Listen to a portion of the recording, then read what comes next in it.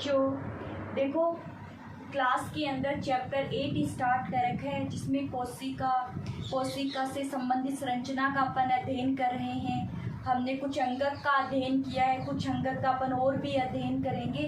तो देखो, एक अपन अलग से एक अध्ययन करते हैं, जो कोशिका झिल्ली जो होती है, इसको अपन जीवद्रव्य कला कहते हैं। जीवद्रव्य कला की बाह्य वर्दी के रूप में उनका अध्ययन किया जाता है, यानी कि कोशिका झिल्ली के बाहर धागे के नुमा संरचना के रूप में ये पाए जाते हैं।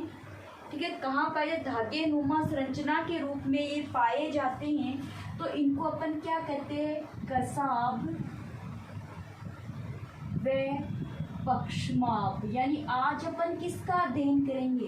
कसाब और पक्षमाप का अध्ययन करेंगे। हालांकि ये है क्या, बात समझ में आ रही है? होते क्या है, कोई भी कोशिका झिल्ली है, कोशिका झिल्ली जो होगी, कोशिका झिल्ली जो है वो बाहर की तरफ वर्दी करेगी।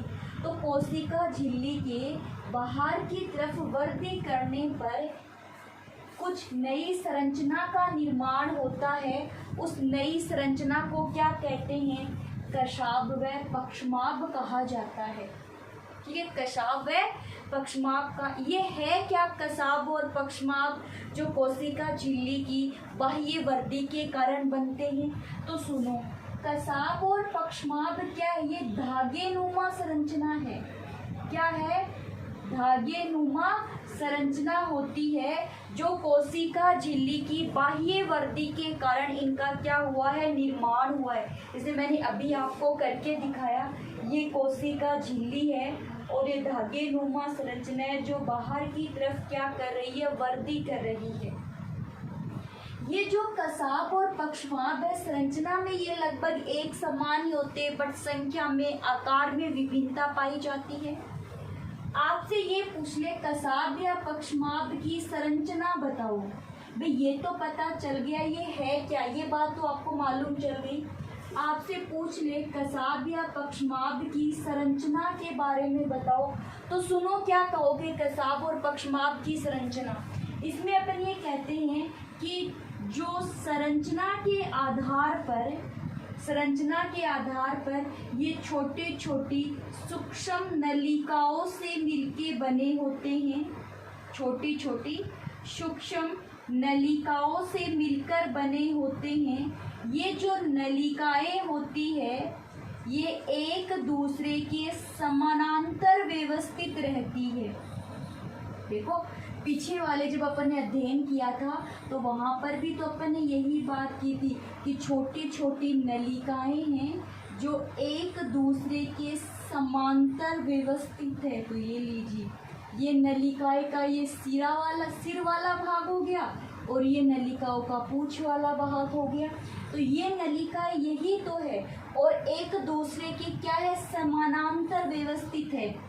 1 2 3 4 5 6 7, 2 और बनानी है हमें। ये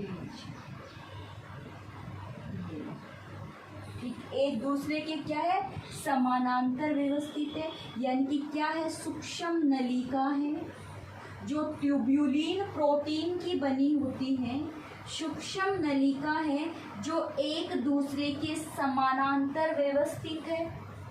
ये सूक्ष्म नलिका, इसकी संरचना में परिधि की तरफ 9 दिक् के रूप में पाई जाती है। 9 है, 1 2 3 4 5 6 7 8 9 है। और किसके रूप में पाई जाती है? दिक्, यानी परिधि पर 9 सूक्ष्म नलिकाएं होती है। और कितने रूप में? 2-2 के रूप में। दिक् व्यवस्था, उसमें क्या थी? त्रिक व्यवस्था थी, नहीं, इसमें दिक् व्यवस्था है। 9 की कौन सी व्यवस्था है? दिक् व्यवस्था। तो 1 2 3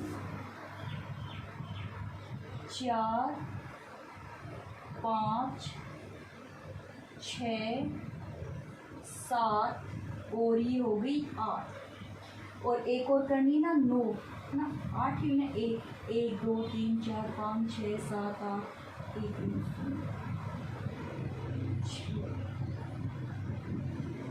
ये हो गई 9 की व्यवस्था।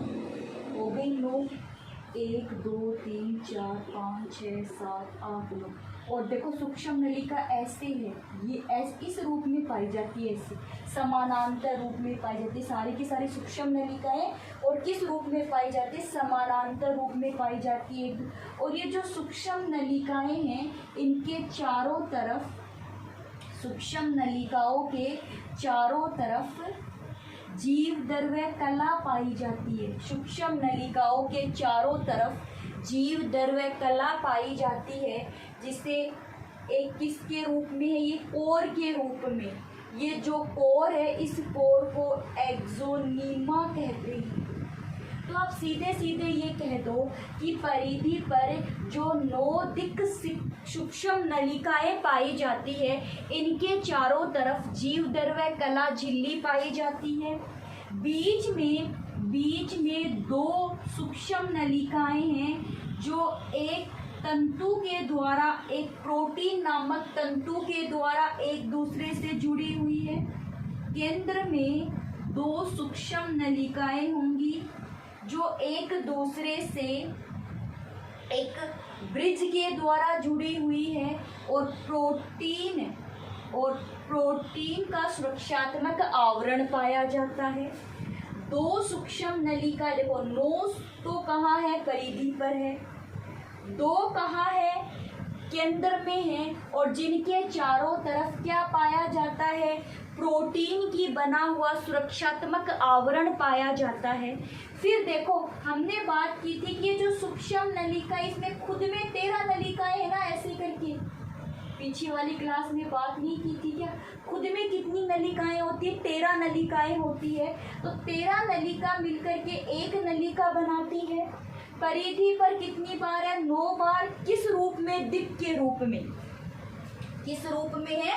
दिक् के रूप में पाई जाती। फिर ये नलिका है, ये ऐसे एक दूसरे से ये भी जुड़ी हुई रहती है, ऐसे, ठीक है, ये भी एक दूसरे से जुड़ी हुई ही रहती है, ये आप ध्यान रखना। उसके बाद में हम ये कहेंगे कि ये जो 9 नलिकाएं होती है, ये नलिकाएं एक दूसरे से प्रोटीन संरचना से जुड़ी हुई है। एक दूसरे से जोड़ दो, किस रूप में? प्रोटीन संरचना के रूप में। तो मैं एक आपको जोड़ करके दिखा दूं, ऐसे देखो, ऐसे जुड़ी हुई है ये, ऐसे, ठीक है, इस रूप में एक दूसरे से क्या है? जुड़ी हुई रहती है। जोड़ दोगे ना ऐसे, इस रूप में एक दूसरे से क्या है? जुड़ी हुई रहती है। फिर उसके बाद में हम कहेंगे कि परिधि की एक एक नलिका किससे जुड़ी हुई रहती है? केंद्र की नलिकाओं से जुड़ी हुई है। परिधि की नलिका केंद्र की नलिकाओं से अरीय तंतुओं के द्वारा जुड़ी रहती है। अरीय तंतुओं के द्वारा जुड़ी रहती। इस पूरी संरचना को देख कर के ऐसे लगता है कि व्यवस्था कितनी है? 9 तो कहाँ है? परिधि पे, और 2 तंतु कहाँ है? बीच में। तो 9 + 2। आपसे कोई ये पूछे कि जो कसाब या पक्षमाभ होता है, उसके अंदर सूक्ष्म नलिकाओं की व्यवस्था क्या है, तो क्या कहोगे? 9 + 2 रूप में पाई जाती है। देखो, जैसे ये वाली, मैं इस एक की बात हुई, इसमें 13 प्रोटीन है, 13 बार ट्यूबुलिन प्रोटीन है। 1 2 3 4 5 6 7 8 9 10 11 12 13। तो एक ये नलिका बन गई है ना। ऐसी ही नलिका ये भी है, और ये 2 आपस में जुड़ी हुई है। 2-2 की व्यवस्था पाई जा रही है। तो 2-2 की व्यवस्था कहाँ है? परिधि पर। 2-2 की व्यवस्था कहाँ है? परिधि पर। और परिधि पर भी ये एक दूसरे से क्या रहती है? जुड़ी हुई रहती है। आप ये भी ध्यान रखोगे।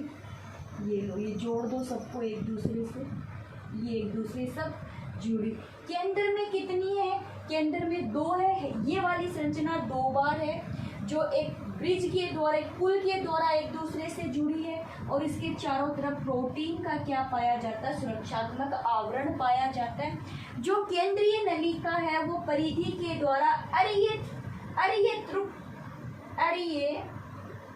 तर्कु तंतु से जुड़ी है। तर्कु तंतु से जुड़ी है, अरीय तर्कु तंतु से जुड़ी हुई होती है। इतनी बात समझ में आ गई। फिर उसके बाद में अपन ये कहते हैं कि जो ये अब ये किसकी संरचना, चाहे कसाब की मान लो चाहे पक्षमाप की संरचना मान लो। अब हम बात करें कसाब और पक्षमाप में अंतर क्या है। दोनों ही क्या होते हैं, जीव द्रव्य कला जो है उसके बाहर की तरफ वर्दी करने से बनी संरचना होती है। जीव द्रव्य कला के बाहर की तरफ वर्दी करने से जो संरचना का निर्माण होता है उस संरचना को क्या कहा जाता है, पक्षमाप या कसाब कहा जाता है। तो आपसे पूछ ले कि पक्षमाप और कसाब में अंतर क्या है, तो हम बताएंगे कि जो पक्षमाप है, पक्षमाप जो होंगे वो जंतु कोशिका के पूरे शरीर पर उपस्थित होंगे, चारों तरफ पाए जाएंगे। धागे नुमा संरचना जंतु कोशिका में पूरे शरीर पे धागे नुमा संरचना में पाए जाते हैं, तो पूरे शरीर पर पाए जाते हैं। एक बात। दूसरी, ये आकार में क्या होते हैं, छोटे आकार के होते हैं, आकार में छोटे होते। और तीसरी बात ये कि ये संख्या में अधिक होते हैं, संख्या में अधिक होते हैं। चौथी बात ये कि ये हमेशा एक पेंडुलम की भांति गति, पेंडुलम की भांति गति करते हैं। पेंडुलम ऐसे करता है ना, ऐसे हिलता है, तो इस रूप में गति करेंगे। ये वाली जो संरचना है वो जंतु को गमन के साथ साथ, गमन तो करवाती है ही, गमन के साथ साथ भोजन व्यवस्था करने में भी सहायता करती है। गमन के साथ साथ भोजन व्यवस्था करने में भी सहायता करती है। इसका उदाहरण आप दे सकते हो, एक कोशिकीय जीव पैरामीशियम। कोशिका झिल्ली के बाहर की तरफ वर्दी, पूरे शरीर पर छोटी छोटी वर्दी पाई जाती है जिन्हें पक्षमाप कहते हैं। ये आकार में छोटे होते हैं, संख्या में अधिक होते हैं, पेंडुलम की भांति क्या करते रहते हैं, गति करते रहते हैं, और गमन में क्या करते हैं, सहायता करते हैं। कसाब की बात करूं, कसाब भी क्या है, कसाब भी एक कोशिकीय जो जीव जंतु है। कसाब देखो, प्रोकैरियोटिक कोशिकाओं में भी कसाब पाए जाते हैं और यूकैरियोटिक कोशिकाओं में भी कसाब पाए जाते हैं। जो कसाब होते हैं वो आकार में बड़े होते हैं और संख्या में कम है। आकार में क्या होते हैं, बड़े होते हैं, संख्या क्या होती है इनकी, कम होती है। इनकी अधिक थी ना संख्या, तो इनकी संख्या क्या हो जाएगी, कम हो जाएगी। पक्षमाप पूरे शरीर पर पाए जाते हैं, जबकि कसाब जो होंगे वो जीव के दोनों सिरों पर, या तो एक सिरे पर पाए जाएंगे या फिर दोनों सिरों पर पाए जाएंगे। पूरे शरीर पर नहीं पाए जाते हैं, शरीर के सिरों पर पाए जाते हैं। तीसरी बात, ये कहाँ होते हैं, सिर वाले सिरे पर ना, सिरों पर पाए जाते हैं। दो बात। तीसरी बात, चौथी बात देखो, इनमें हमेशा गति कैसी होती है, लहरदार गति करते हैं। तो गति कैसी होती है, लहरदार। और इनका काम होता है गमन में सहायता करना। गमन में क्या करती है, ये सहायता करती है। तो कसाब संख्या में क्या होते हैं, पढ़ लो फटाफट, संख्या में क्या होते हैं, कसाब कम होते हैं। आकार इनका बड़ा होता है, आकार इनका क्या हो जाता है, बड़ा हो जाता है। कसाब किस रूप में गति करते हैं, लहरदार गति करते हैं। इस प्रकार से लहरदार गति करेंगे और इनका काम केवल कोशिका को गति प्रदान करवाना होता है। जबकि पक्षमाप में कौन सी गति होती है, पेंडुलम की भांति गति करते हैं। गमन के साथ साथ में भोजन भी उपलब्ध करवाते हैं। अब बात समझ में आ गई, कौन सा कोशिका, ये अपन ने एक अध्ययन किया है कोशिका झिल्ली के बाहर की तरफ वर्दी करने पर कसाब और पक्षमाप का। इसमें 9 तंतु, तो 9 नलिकाएं, यानी दिक् के रूप में 9 नलिकाएं दिक् के रूप में परिधि पे पाई जाती है, और 2 कहाँ पाई जाती है, बीच में पाई जाती है। देख लो, मैं बोर्ड के आगे से हट चुकी हूँ, तुम लोग फटाफट इसका अध्ययन कर लो।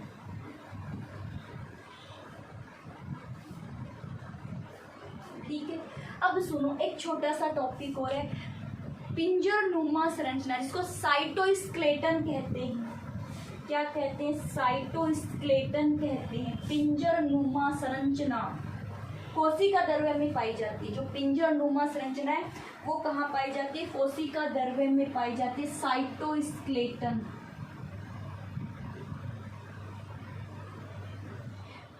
पिंजर नुमा संरचना, कोशिका की पिंजर नुमा को साइटोस्केलेटन क्या है ये? बस सीधी सी बात आप कि कोशिका द्रव्य में प्रोटीन के बने हुए तंतु पाए जाते हैं। कोशिका द्रव्य में प्रोटीन के बने हुए तंतु पाए जाते हैं। इन प्रोटीन के बने हुए तंतुओं को ही क्या कहते हैं? साइटोस्केलेटन कहते हैं। सुनो मेरी बात, ये कोशिका है, ये इसका केंद्रक है, और यहाँ पर ये क्या पाया जा रहा है? तो कोशिका द्रव्य में ऐसे ऐसे एक जाल पाया जा रहा है जो प्रोटीन के बने हैं। तो कोशिका द्रव्य में प्रोटीन के बने हुए तंतुओं का एक जाल पाया जाता है। इस जाल को क्या कहते हैं? साइटोस्केलेटन कहते हैं। क्या काम करता है? कोशिका जो है उसमें संतुलन बनाए रखता है, संतुलन बनाने का काम करता है। कोशिका को यांत्रिक सहारा प्रदान करता है, यांत्रिक सहारा प्रदान करता है। क्या क्या काम करता है? सपोर्ट प्रदान करता है। फिर उसके बाद में आप संतुलन बनाने का काम करता है, यांत्रिक सहारा प्रदान करता है, गमन करने का काम भी करता है। अगर कोशिका द्रव्य है तो एक जाल ही तो है। तो कोशिका में से पदार्थों को लेकर के, एक अंग से पदार्थों को लेकर के दूसरे अंग, जैसे ऐसे देखो, आपको बताओ, मान लो एक कोशिकांग ये है और एक कोशिकांग ये, तो इनके बीच में ये ऐसे ऐसे जाल पाए जाएगा, ऐसे ऐसे, ठीक है, ऐसे ऐसे पूरे जालनुमा संरचना पाई जाएगी।